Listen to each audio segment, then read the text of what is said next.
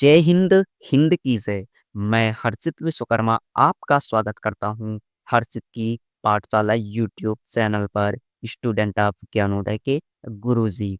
आज हम लोग देखेंगे क्लास 12th के केमिस्ट्री के पहले चैप्टर विलयन को।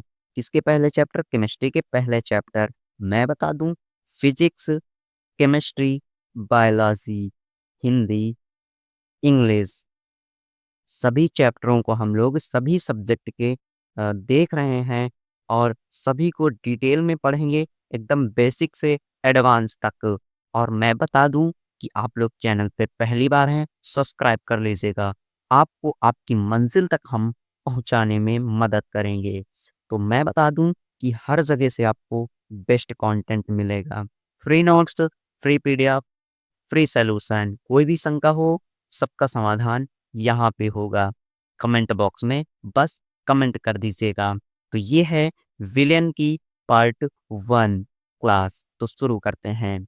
तो विलियन को बोलते हैं इंग्लिश में सॉल्यूशन। क्या बोलते हैं? सॉल्यूशन। सॉल्यूशन नहीं, सॉल्यूशन, ठीक है।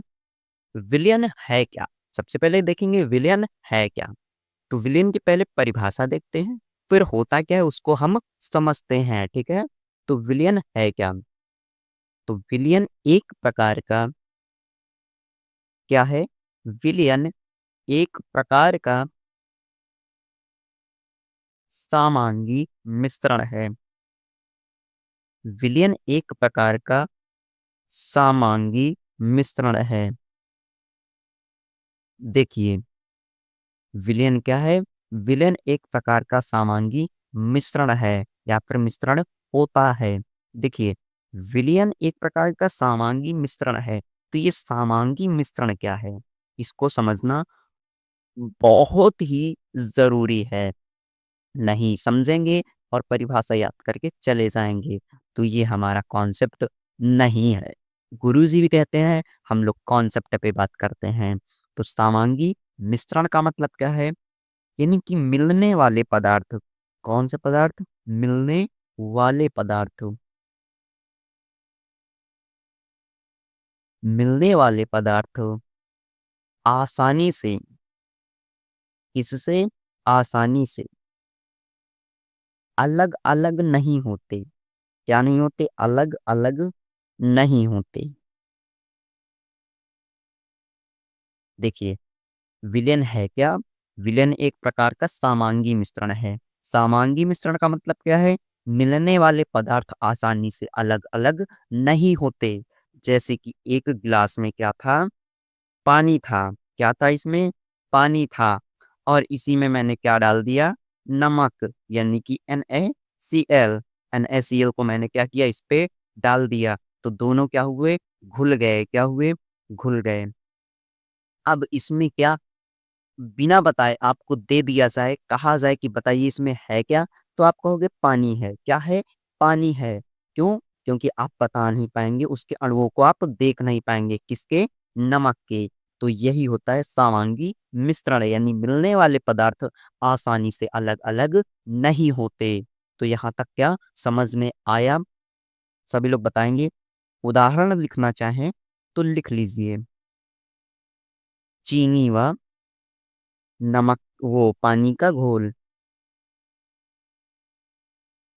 ठीक है। क्या लिख सकते हैं? चीनी व पानी का घोल। और भी लिख सकते हैं नमक व पानी का घोल। और गांव में दारू जानते होंगे, है ना? तो उसको बोलते हैं विज्ञान की भाषा में अल्कोहल। अल्कोहल में क्या मिलाया जाता है? पानी। तो अल्कोहल व पानी का घोल। ठीक है, इस तरीके से उदाहरण लिख सकते हैं। और उसके बाद मैं बता दूं एक बहुत ही महत्वपूर्ण बात कि विलयन दो अवयवों, किससे? विलयन, इसको याद रखिएगा, विलयन दो अवयवों। कितने अवयवों? दो अवयवों। अवयवों को दूसरी भाषा में बोल सकते हैं घटकों। क्या बोल सकते हैं? घटकों। से मिलकर बना होता है, से मिलकर बना होता है। ठीक है। अभी दो अवयव क्या है, दो घटक क्या है, इसको देखेंगे। देखिए, पहले क्या था इसके अंदर? पानी, फिर इसमें मैंने क्या मिलाया? नमक या फिर चीनी।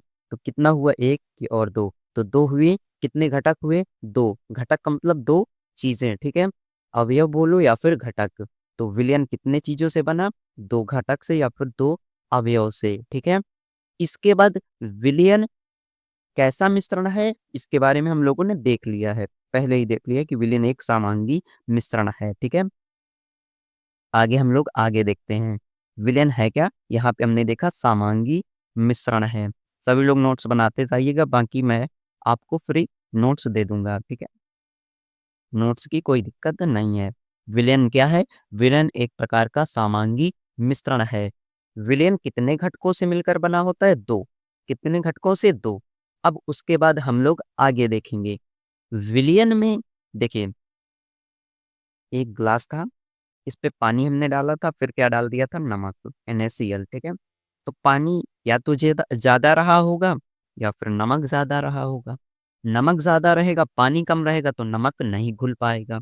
पानी ज्यादा रहेगा, नमक कम रहेगा, तो नमक आसानी से घुल जाएगा।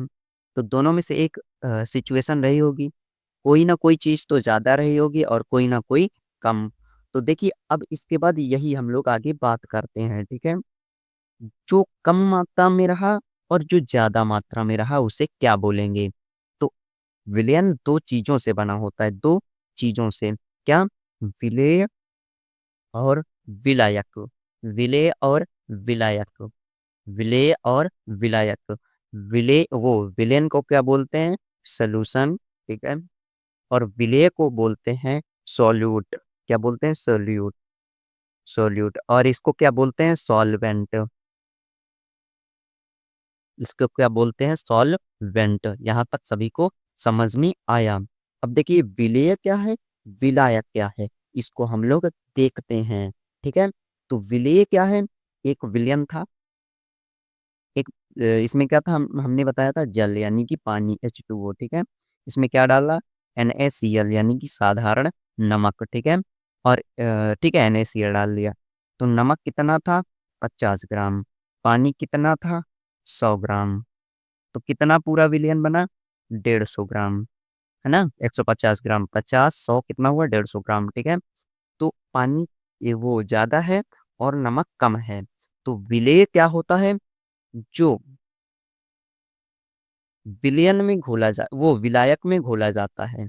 ये विलायक क्या, अभी बता रहा हूँ, विलायक में घोला जाता है। विलेय क्या है? जो विलायक में घोला जाता है। विलायक क्या है, अभी बता रहे हैं, ठीक है। ये पॉइंट अभी समझा रहे हैं बाद में, पहले देखिए। कम मात्रा में यहाँ पे नमक है कि पानी है? आप बताएंगे कि नमक है।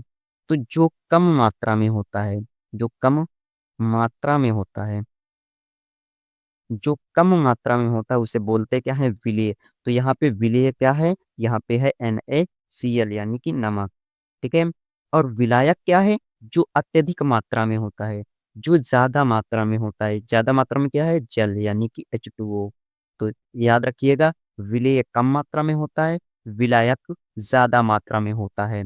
और विलायक में जो घोला जाता है, विलायक क्या है? ज्यादा मात्रा में है, जल है, इसमें क्या घोला गया? NaCl को। तो जो विलायक में घोला जाता है उसे विलेय कहते हैं। जो विलायक में घोला जाता है उसे विलेय कहते हैं। जिसमें विलेय घोला जाता है, जिसमें विलेय, ये विलेय है, किसमें घोला जा रहा है? इसमें। तो ये क्या कहलाएगा? विलायक, ठीक है। यहाँ तक सभी को क्या समझ में आया? यहाँ तक क्या सभी को समझ में आया?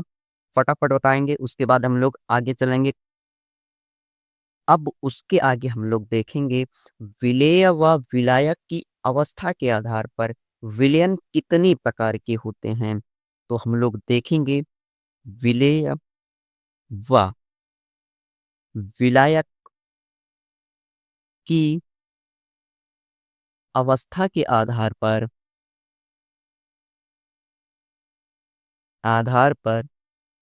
विलयन, विलेय या विलायक की अवस्था के आधार पर विलयन 9 प्रकार के होते हैं। इसको याद रखिएगा, ठीक है। विलेय व विलायक की अवस्था के आधार पर विलयन 9 प्रकार के होते हैं। अब 9 प्रकार कौन-कौन हैं, कैसे बनता है, इसके बारे में देखते हैं। एक तरफ विलेय लेंगे और दूसरी तरफ विलायक। विलेय व विलायक को अभी हमने जस्ट पीछे देखा। तो विलेय क्या होता है, कम मात्रा में होता है, और विलायक क्या होता है, ज़्यादा मात्रा में होता है, अधिक मात्रा में होता है। ठीक है? तो विलेय की तरफ सबसे पहले हम किसको रखेंगे, ठोस को। ठीक है? ठोस को। ठोस को यदि हम लोग किसमें घोलें, ठोस में ही। ठोस को ठोस के साथ घोलें और ठोस को द्रव के साथ में घोलें, ठोस को गैस के साथ में घोलें। ऐसा कर सकते हैं। क्या ऐसा हम कर सकते हैं? कितने प्रकार बने विलयन के? 3। इसके बाद हम लोग द्रव को किसके साथ घोल सकते हैं? ठोस के साथ। द्रव को द्रव के साथ घोल सकते हैं। द्रव को गैस के साथ घोल सकते हैं। यहाँ से कितने बने? 3। उसके बाद गैस को ठोस के साथ घोल सकते हैं। घोल सकते हैं कि नहीं? गैस को द्रव के साथ घोल सकते हैं। गैस को गैस के साथ घोल सकते हैं। कितने बने? 3। 3 पूरे टोटल कितने बने? 9। तो विलेय व विलायक की अवस्था के आधार पर विलयन 9 प्रकार के होते हैं। यही चीज़ मैंने बताया और आपको अब समझा भी दिया। तो आई होप समझ में आया होगा। तो विलयन कितने प्रकार के होते हैं? विलेय व विलायक की अवस्था के आधार पर, इसको याद रखिए, विलेय व विलायक की अवस्था के आधार पर 9 प्रकार। तो ये याद रखना। अब उसके बाद हम लोग सांद्रता के अध्ययन, वो सांद्रता के आधार पर विलयन कितने प्रकार के होते हैं, इसके बारे में देखेंगे। तो सांद्रता के आधार पर विलयन, ठीक है, विलयन को किसके आधार पे देखेंगे? सांद्रता। सांद्रता के आधार पर विलयन। विलयन किसके आधार पे? सांद्रता के आधार पे। तो सांद्रता के आधार पे विलयन 2 प्रकार के होते हैं। कितने प्रकार के? 2 प्रकार के। पहला क्या होता है? पहला होता है संतृप्त विलयन। कौन सा विलयन? संतृप्त विलयन। दूसरा होता है असंतृप्त विलयन। कैसा विलयन? असंतृप्त विलयन। अब इसके बारे में हम लोग डिटेल में देखेंगे। ठीक है, डिटेल में देखेंगे भाई। ठीक है, संतृप्त और असंतृप्त विलयन किसके आधार पे? सांद्रता। कितने प्रकार? 2। विलेय व विलायक की अवस्था के आधार पे 9। ठीक है, तो देखिए, सांद्र विलयन, वो संतृप्त विलयन, असंतृप्त विलयन क्या होता है, इसके बारे में देखेंगे। ठीक है, तो सबसे पहले क्या लिखेंगे? संतृप्त विलयन। क्या लिखेंगे? संतृप्त विलयन। इधर क्या लिखेंगे? असंतृप्त विलयन। क्या लिखेंगे? असंतृप्त विलयन। ठीक है मेरे भाई? हाँ, बहुत सही। इसके बाद देखिए, संतृप्त विलयन क्या है, असंतृप्त विलयन क्या है, इसको देखेंगे। फिर उसके बाद हम लोग आगे चलेंगे। ठीक है, देखिए, संतृप्त विलयन क्या है? जिस विलयन में, लिख लीजिएगा आप लोग। ठीक है, आप लोग यदि बताएंगे कि हाँ समझ में आया, तो फिर आगे का मैं वीडियो बनाऊंगा। जिस विलयन में, और जिस भी क्लास का कहोगे, 9, 10th, 11, 12th, जो भी सब्जेक्ट सब पढ़ाएंगे। जिस विलयन में विलेय की अधिकतम मात्रा, कितनी मात्रा? अधिकतम, इसको याद रखना। ठीक है, जिस विलयन में विलेय की कितनी मात्रा? अधिकतम मात्रा घोल दी गई हो। ठीक है, ठीक है, जिस विलयन में विलेय की अधिकतम मात्रा घोल दी गई हो, क्या कहलाएगा? संतृप्त विलयन। जैसे कि एक ग्लास ले लो, उस पे क्या करो? चीनी डालते जाओ, डालते जाओ, डालते जाओ, डालते जाओ। एक ऐसा समय आएगा जब ग्लास कहेगा और पानी कहेगा कि बस करो भाई, मेरी क्षमता अब नहीं रही चीनी को घोलने की। चीनी क्या हो जाएगी? एकदम सूखी पड़ जाएगी, पानी समाप्त हो जाएगा। ऐसी अवस्था होगी ना? होगी कि नहीं? हाँ, तो वो क्या कहलाएगा? संतृप्त विलयन। अब देखते हैं असंतृप्त विलयन क्या है। इसका बहुत ही अच्छा उदाहरण बताऊंगा, आपको जीवन भर याद रहेगा, भूलेगा बिल्कुल नहीं। ठीक है, तो देखिए, संतृप्त वो असंतृप्त विलयन क्या है। ताप व दाब के आधार पर, ताप व दाब के आधार पर, ताप व दाब के आधार पर किस विलयन को, संतृप्त विलयन को, ताप व दाब के आधार पर संतृप्त विलयन को, किस विलयन को, संतृप्त विलयन को, संतृप्त विलयन में बोल दो ज्यादा सही है। संतृप्त विलयन में किसकी मात्रा, विलेय की अतिरिक्त की मात्रा, अतिरिक्त मात्रा घोल दी गई हो। ठीक है, देखो, जैसे कि यहाँ पे जितना विलेय घोला जाना था, जितना चीनी घोली जानी थी घुल गई थी, पानी नहीं बचा था, अब चीनी नहीं घुल रही थी। लेकिन यहाँ पे क्या किया गया, ताप व दाब के आधार पर इस विलयन में अतिरिक्त मात्रा और ज्यादा घोल दी जाए। कैसे, ताप बढ़ा दिया जाए, गर्म किया जाए, या फिर उस पे प्रेशर दिया जाए, दबाव डाल के उसको और विलेय घोला जाए। वो कैसा विलयन कहलाएगा, असंतृप्त विलयन। और देखो, जलेबी बनाते हुए सभी ने देखी होगी, क्या, जलेबी। तो जलेबी एक असंतृप्त विलयन का उदाहरण है। क्या है, जलेबी। कैसे, मैं बता रहा हूँ। जलेबी वाले जब चाशनी बनाए रहते हैं, किसमें की, चीनी की या फिर गुड़ की, चीनी वाली, ठीक है, चीनी वाली समझिए। उस पे जब उसको जलेबी को डालते हैं तो गर्म रहता है, क्या रहता है, गर्म रहता है, गर्म में ही डुबो देते हैं। और जब उसको निकाल कर रखते हैं तो देखना कभी, जलेबी के ऊपर एकदम सफेद सफेद मोटी मोटी परत जम जाती है, सूखी सूखी। तो वो क्या है, क्या है, असंतृप्त विलयन है। यानी ताप जब बढ़ गया तो उसके ऊपर लग गई, लेकिन वो क्या हुई, जबरदस्ती लगाई गई, किसके आधार पे, ताप के आधार पे। तो कैसा विलयन, असंतृप्त विलयन। क्या यहाँ तक सभी को समझ में आया, सभी बताएंगे। फिर हम लोग आगे चलते हैं। इसके बाद हम लोग देखेंगे विलेयता। क्या देखेंगे, विलेयता, सॉल्युबिलिटी, सॉल्युबिलिटी। किसके बारे में, सॉल्युबिलिटी के बारे में। यानी कि विलेयता होती क्या है ना, इसको भी देखेंगे। भाई एकदम डिटेल से, एकदम बेसिक से एडवांस तक जाएंगे, तो चैनल सब्सक्राइब कर लीजिएगा, नोट्स बनाते जाइए। किसी विलयन में, किसी विलयन में घोली गई, घोली गई विलेय पदार्थ की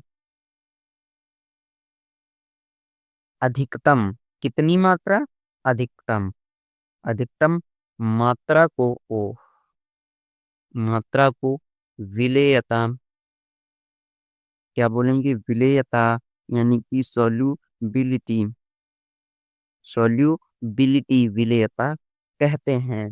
अब देखिए, विलेयता दो चीजों पर निर्भर करती है। किन चीजों पर, उसके बारे में देखेंगे, पहले इसको समझते हैं। तो देखो, किसी विलयन में घोली गई विलेय पदार्थ की अधिकतम मात्रा को विलेयता कहते हैं। जैसे कि एक क्या है, ग्लास है, इसके अंदर 100 ग्राम क्या है, जल है, यानी कि H2O है। ठीक है, इस पे मैंने क्या डाल दिया, ग्लूकोज डाल दिया। ठीक है, क्या डाल दिया, ग्लूकोज, कितने ग्राम, 50 ग्राम, कितने ग्राम डाल दिया, 50 ग्राम। तो इसमें जो कम मात्रा में उसे क्या बोलेंगे, विलेय, क्या बोलेंगे, विलेय। तो विलेय की अधिकतम मात्रा कितनी है, 50 ग्राम। तो इसकी विलेयता क्या होगी, इस विलयन की, 50 ग्राम। तो इस विलयन की विलेयता कितनी है, 50 ग्राम। तो क्या ये समझ में आया, आगे चलें। देखिए, विलेयता की परिभाषा तो हमने देख ली, लेकिन अब विलेयता किन किन चीजों पर निर्भर करती है, इसको भी समझना जरूरी है। तो देखिए, पहले समझिए, फिर उसके बाद लिखेंगे।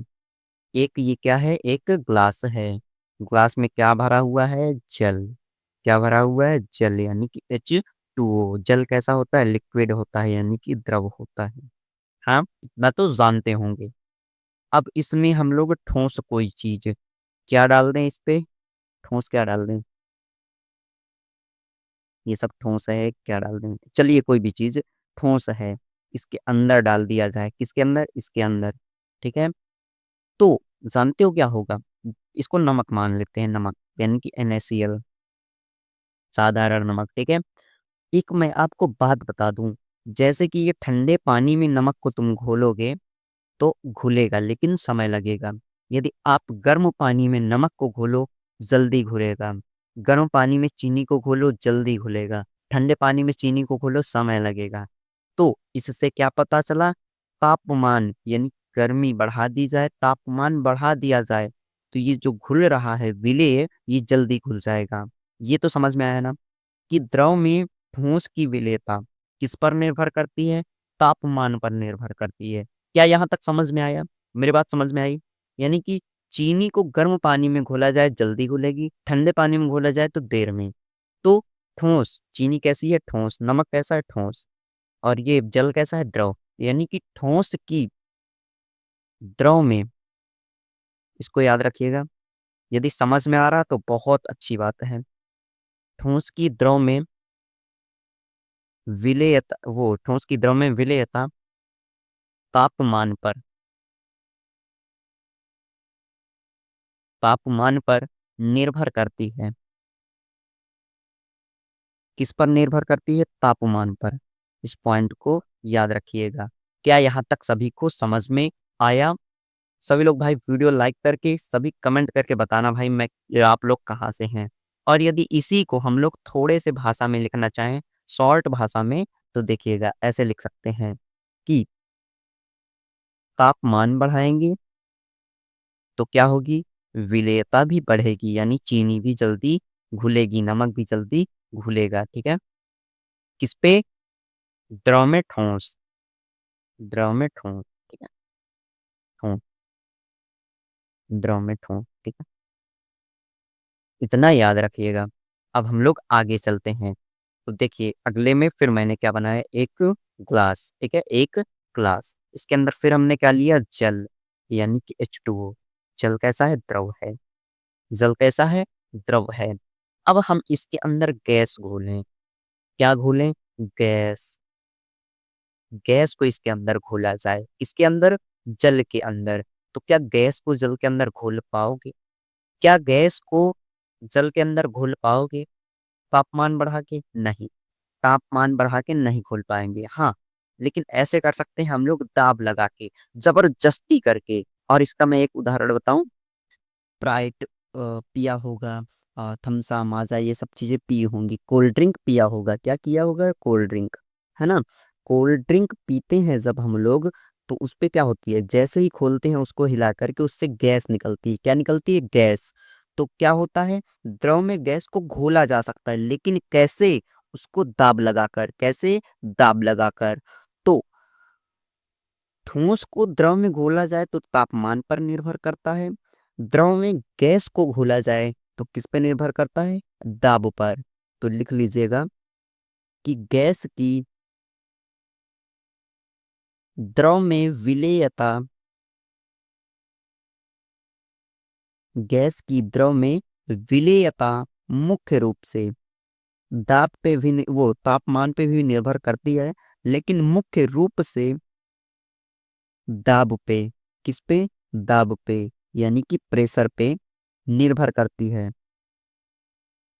किस पे निर्भर करती है? दाब पर यानी प्रेशर पर निर्भर करती है, ठीक है?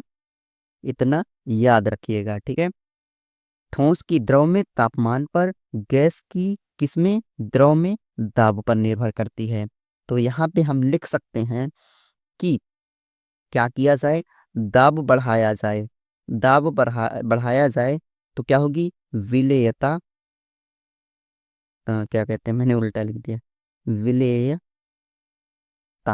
विलेयता क्या होगी? बढ़ेगी। तो क्या इतना समझ में आया? और एक चीज मैं बता दूं, यहीं से आपको एक हेनरी स्थिरांक होता है, एक हेनरी का नियम भी होता है। क्या नियम होता है? यहीं से हम लोग देख लेते हैं।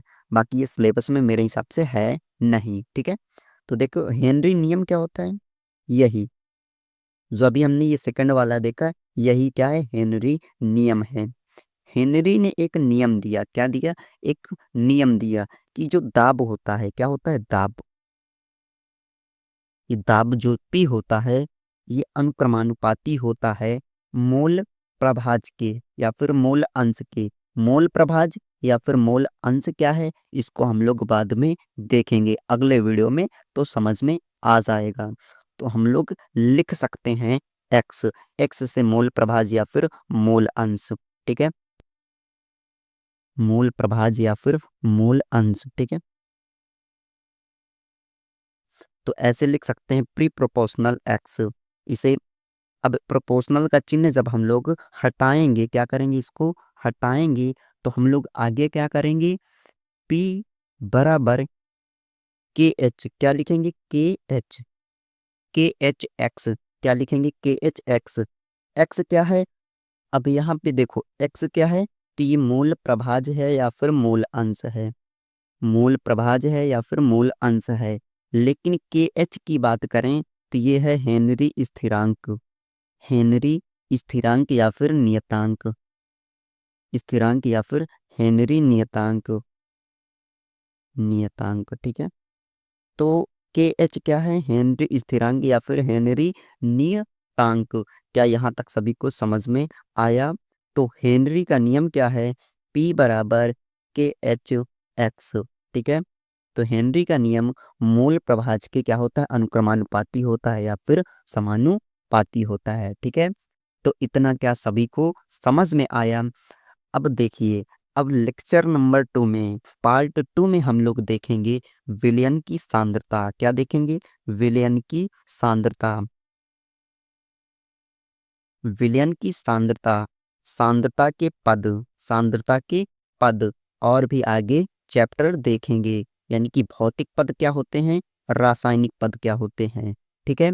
तो आप लोग चैनल पे पहली बार हैं, सब्सक्राइब कर लीजिए, वीडियो को एक लाइक कर दीजिए, कैसा लगा वीडियो ज़रूर बताएं। तो मिलते हैं आपको अगले वीडियो में, तब तक के लिए जय हिंद, हिंद की जय।